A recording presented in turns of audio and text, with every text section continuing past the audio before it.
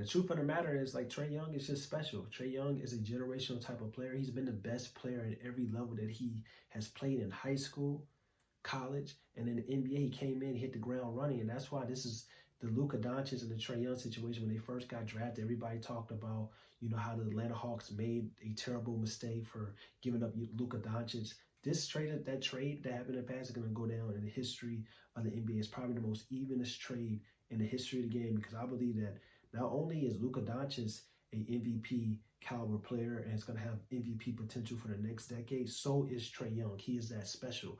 And when we have these debates and stuff about Luka and Trae, I always used to tell people and tell my friends that, you know what, it's just like, from a skills standpoint, Trae is a better player than Luka Doncic. The only thing that Luka Doncic really had on Trae Young was his height and playing on a better team. You give Trae Young the team that he has right now, and you're going to see that he's able to be a winning basketball player. And people love to talk about his size and talk about defense and all that stuff. But let me tell you something. When it's the playoffs and when it's like, real situations, effort is shown. Defense is effort. So I'm not really worried about Trae Young on the defensive side on the floor, because I'm not really worried about any superstar that's can produce on the offensive side of the ball and has a Hall of Fame offense like a Stephen Curry, like a Kyrie Irving, like a Trae Young, like a Luka Doncic. We don't care about, what they lack on the defensive side of the ball. You'll figure that out because of what they can do on the offensive side of the ball. And I just feel that with this combination, this underrated duo of Trae Young and John Collins, what we're going to see in the East with the Atlanta Hawks for the next 10 years, we're going to see the 2.0 version of, with Trae Young and John Collins, we're going to see the 2.0 version of Amari Stoudemire and Steve Nash and how they were in the Phoenix Suns. But I think the only thing that's different from this group with Trae Young and John Collins are going to play longer, because I believe the Atlanta Hawks are going to figure out this contract situation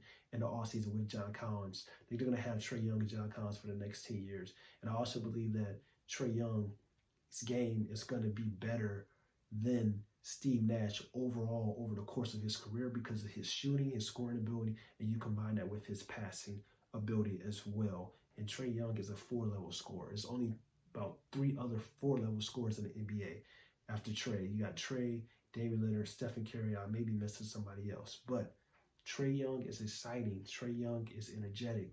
Trae Young is what I like to call a guy that plays below the rim. His intelligence, his competitiveness, his drive, his passing ability, his skill set, that's what his game is on. You combine that with a guy that plays above the rim in John Collins, who is super uber athletic, can dunk on defenders, and is a force and a freak of nature.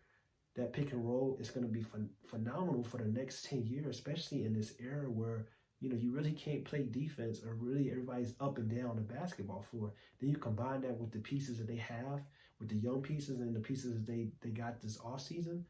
The Atlanta Hawks are going to be special in the Eastern Conference. They're going to be a tough outing for any team in the Eastern Conference, because they can produce points and they can compete on the offensive side of the floor on a nightly basis. And also they have guys, like I said, that are going to help Trae and kind of groom him. And even if he struggles, he's going to be able to lean on those guys, especially when we get to the playoffs, when the game kind of slows down. We have a Rajon Rondo that's going to allow Trae Young to possibly become the best version of himself, because we know Trae Young is so phenomenal playing on the ball, but we haven't even touched on or seen him play off the ball. And when we start to see that, and we start to see that transformation of him being dominant on the ball and off the ball, and then having that gravity that Stephen Curry has and drawing defenders, especially in the playoffs in the half-court system, and drawing defenders because you can't leave him open because he's such a sniper at the three-point line.